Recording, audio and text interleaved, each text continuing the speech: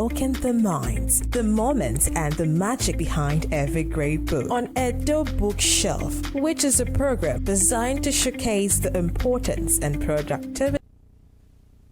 Good day, viewers. Welcome to the program Edo Bookshelf, reaching you live from EBS TV. Our topic for today is titled Promoting Reading Culture Using Mother Tongue. I'm your host, Chelsea Osho is my name, and with me in the studio is Sayende Didi, my co-presenter. Didi, how are you today? Good afternoon, Chelsea. All right, I also have an amazing guest in the house. His name is David Aigbobo. He's an educationist and also a counseling psychologist. Good afternoon, sir. Good afternoon, my sister. I'm sure you're glad you're with us today. Very, very well. All right, amazing viewers. Just stay tuned. Stick around. We'll be right back soon.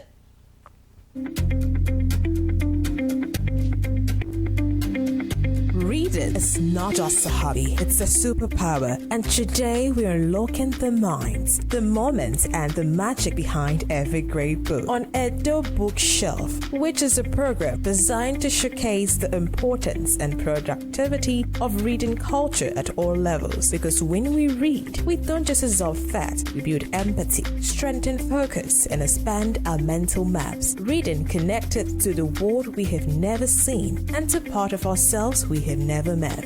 Edo Bookshelf, raising and projecting literary giants and informed leaders in our society. Tune in at 2:30 p.m. to 3 p.m. with Oseyande Idede and Chelsea Osho, live on EBS Television. Welcome back to the program, Edo Bookshelf.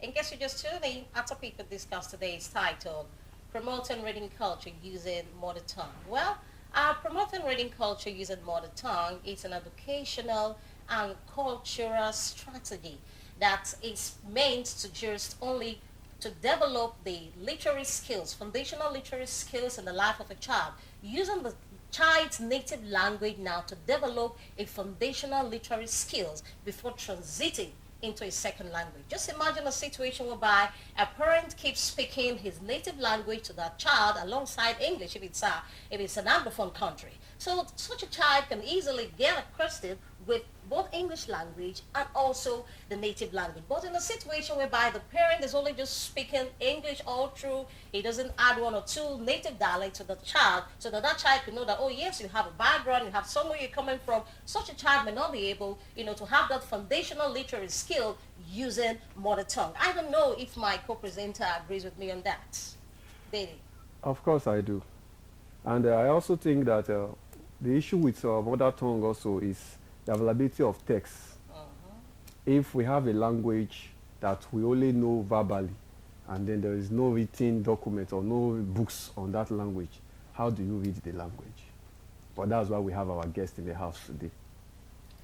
All right, sir. I would like to ask you, as an educationist and psychologist, I want to find out from you, which other ways can we promote reading culture using our mother tongue, especially in schools? Well, when we look at Nigeria background for today, especially at those states at large, we discover that reading culture is actually failing. It's failing because the people are no longer interested in the mother tongue. What we call mother tongue today in Edo State, as far as I'm concerned, is pidgin English. That is exactly what you do. And so there is no book written in the pidgin English to encourage you to read literature already put together in books. So for us to say you are going to use our mother tongue to promote it, as well as I'm concerned, is very, very, very near impossibility. So I think what we should do, or what I want to think we should look for the better way to look at this matter in the clearer form. Like the classroom Edo language, for instance, is no longer taught in so many schools. But before it was actually taught, they teach Edo language before now. Even other indigenous language in the country, Nigeria, such as Igbo, Hausa, Yoruba, they used to teach them. So what do you think is a reason why all of a sudden it just came to an end? Because I think one of the reasons is because we are exposed to global social media. And that's one of the reasons, because a child can pick up a phone and begin to interact with people abroad, and they can also mingle with friends that are not used to the language we are talking about. For instance, Edo language, which I know very well, is going through extinction because it's no longer taught. But there are books written in Edo languages. I've seen books that have been written in Edo languages, even in phonetics, in syntax. That was it. Including novels such as storybooks and the like, drama, prose, There are books written in Edo language, especially written by so many scholars like Megariwa, Mozuwa, and the likes. Like Professor Usameki have written, like this Renaissance man. The one yes. Dictionary formerly written by the white man. They are written. But how many of them are written these books? These books are not taught. They are not taught in our primary school, secondary school, even university. So before I read English in my NC level. Really? But yes, I read English and I can speak Edo and I can teach it. Really? And I can interpret it. So you speak Edo language to your children? Yes, seriously. So you want to tell me you're a strong promoter of the use of yes, and apart from that, I have passion for it. As I'm telling you now, I still do part-time as a teacher in one of the private schools. Wow. Because of passion, not because of the finance. Just to make sure that Edo language is inculcated into our youth. But even when it's part of that, as we are teaching them, they are not interested because the background is very low. Parents are no longer increasing. If you start speaking Edo, you see them speaking pidgin. Yeah, nine, say. And most of them, if you hear the same inside names, that is enough for you to build a house. But yet, yes, they are no longer, even some of the things they do, our parents are no longer interested. Even the names now, the bare English names, Sagbovo, Osamudiame. But you two have an English name too. I was coming there. Your name is David Aigbovo. So why are you bearing English name? David. That's English name. You know, at that time when we were growing up, many years ago, back now, my parents were not the one that gave me David. They're the one that they gave me Osasu Agbo. Do you give yourself David? I gave myself David. You gave yourself the name David. So when we started school, so the teacher said, okay, cannot be all Edo, your father is Agbo, your name is Osasu. So let's put English name there. Okay, so let me ask you. Among your children, now you have 4, 5, 6, 7 children. Is there anyone that has English name? Or none of them has English name at all? Yeah, they have. That English. You gave them the English name, or they also gave themselves like names? No. This we are already in the refined society now. You know, we have Christian names. We have. No, don't dive into religion. I have a reason why I'm asking. Okay, are yes. You the one that gave your children their English name, or they gave them? So because you told me now that you gave those days, our parents are not educated. But now I'm an educated person. So you gave. I gave the both Edo names and English names. Okay. Don't you think you are contradicting your position now? Like what? Because my father, for example, he tries to ensure that we learn the language, the local language, though we were born in the city. And then one of the first things he did was that no English names. That's why if you see my name, they'll say, why you'll be a cowman, no English name. And so you speak English sometimes. We speak English in the house. No, you can't speak English because there was a time he made a law that you can't communicate with him without using the mother tongue. It was Third World War. I don't want to go there. But the point is that name was a way of driving our culture into us. I've gone to many places who say, don't you have English? You can't pronounce it. It's my name. You pronounce Shevchenko when you watch football. These are their language names. You don't complain about it. So that was the first indigenous thing that my dad taught us. And from Udomi, it was many years before I got to that place. But if you ask me where I am in the city, I will tell you for my name, I will tell you my historic background, but I have not been there. So that was the drive. The point is, assuming they've given me one Felix or Stephen, or it would be an easy way to just forget that past. But that's not where we are dwelling in now. I want to ask some very direct questions, sir. Some persons complain that the reason for Edo language, I want to focus on Edo language because that's our own passion, that Edo language is extraordinarily difficult as compared to other languages. As a language student, do you see it like that? No, that is not true. Because she's also a literature person, so the syntax... Let me tell you, okay. You have asked a question. Okay. If there's any language that is so rich in vocabularies and other ingredients of linguistics, the Edo language is very, very rich. We have eventually needs for every item everything you can come across as far as that is concerned. Edo people have vocabulary for it. So it is easy for you to learn the language. I think one of the reasons why people say Edo is very very difficult because people are not, the EDG want to tell you they are educated. They want to speak English. They don't want to speak Edo language. Even when they have opportunity to do so, they don't want to speak it. If for instance, like somebody like us, if you go to a particular place and say you want to speak Edo, the first thing they will ask, did you go to school? Or maybe they want to look at you as somebody who have not gone to school psychologically. So that's the problem. No. So there's no, people are not, if the thing is well spoken, like those who are in, who are acting drama now, those people that are trying to sing, the musician, these are some of the show promoters of Edo language. But many of them do not have enough support to support them to promote this language the way we ought to have, so that to become something very common within the society.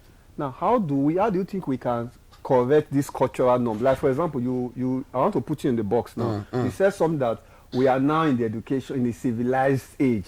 That's why you gave your own children English names. And so that's the mindset most people carry, that the language is uncivilized. So the same way when I meet Chelsea, I don't want to speak that uncivilized language. No. I think it's a generalization anyway. I might be guilty of that, but you will have to struggle to clarify that, because you said. Let me clarify you now. Let me get it clear. Okay, sir. My children, they have their native names. We call them by that names. Only at home?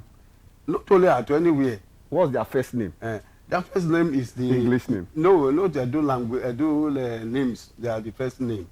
Okay. But when they by the grace of God, we go to church, we mingle with the society and all that. You see, sometimes they will ask us, how many names do you have? You have to know, you have to have 3 names, so that one will be middle. And sometimes, like I say, Aigbovo Usasu David. Sometimes I will say Aigbovo David Usasu.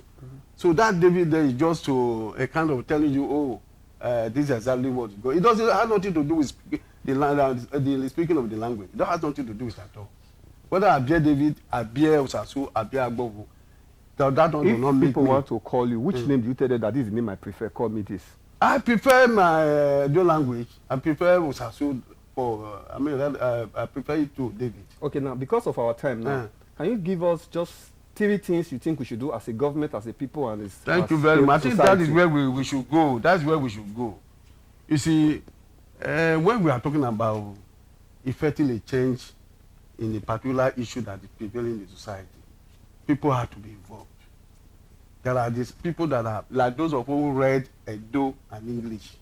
We are ready to do our best. We are ready to teach. Even now, we want you to teach it from here till that kingdom come ready. Those who have the finance, they have to support. The royalty also have to come in.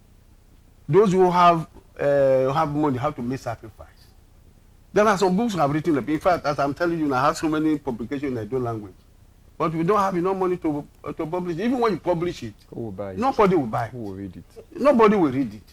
So those are some of the things. You know, when at a particular time, a scholarship was given in University of Benin when Senator Uzame was when he was a senator, when he was the language. He promoted the language. Yes. He gave scholarship to people. But those many of them that scholarship today is no longer there. Like now, this is Super FM. I speak Edo language every Sunday there.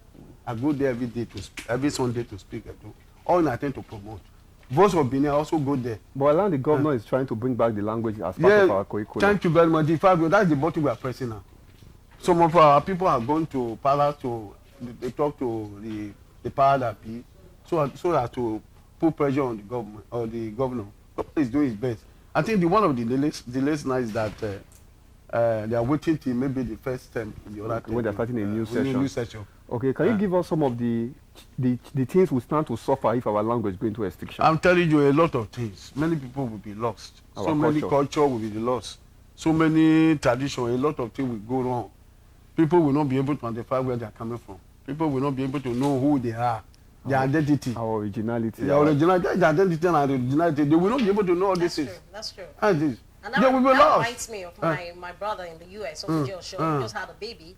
He actually named the baby Michaela, but he also gave a native name to the baby, which Onaimi means my gift. Okay. So that child definitely becoming an American citizen.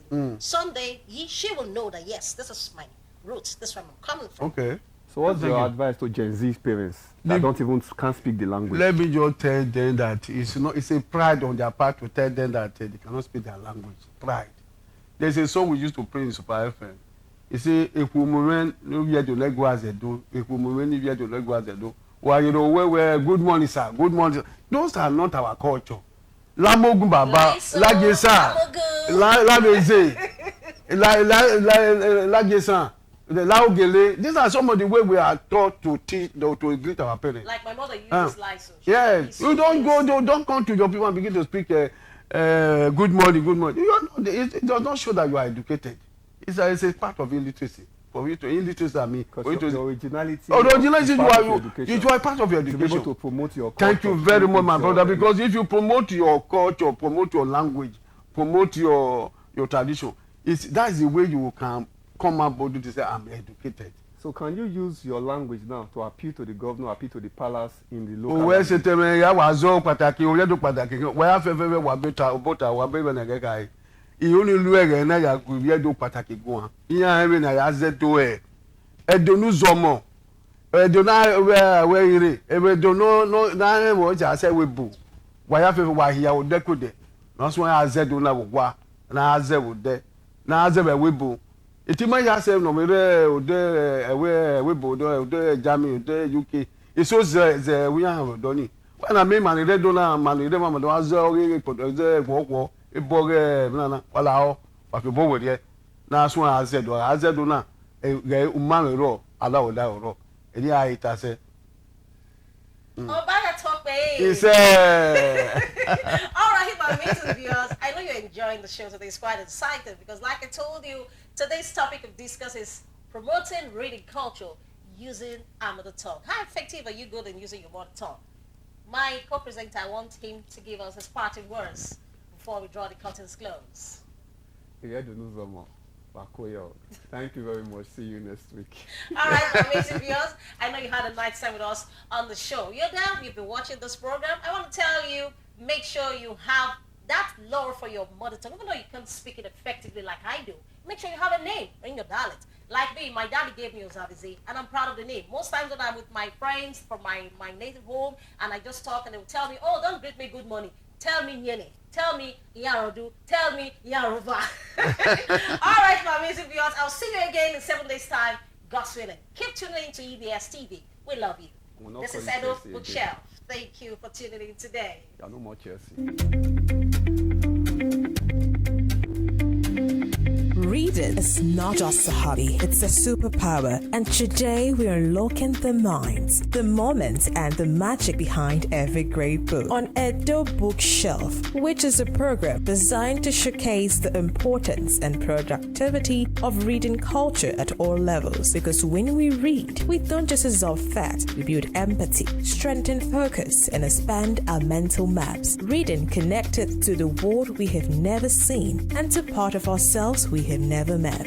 Edo Bookshelf, raising and projecting literary giants and informed leaders in our society. Tune in at 2:30 p.m. to 3 p.m. with Oseyande Idede and Chelsea Osho live on EBS Television.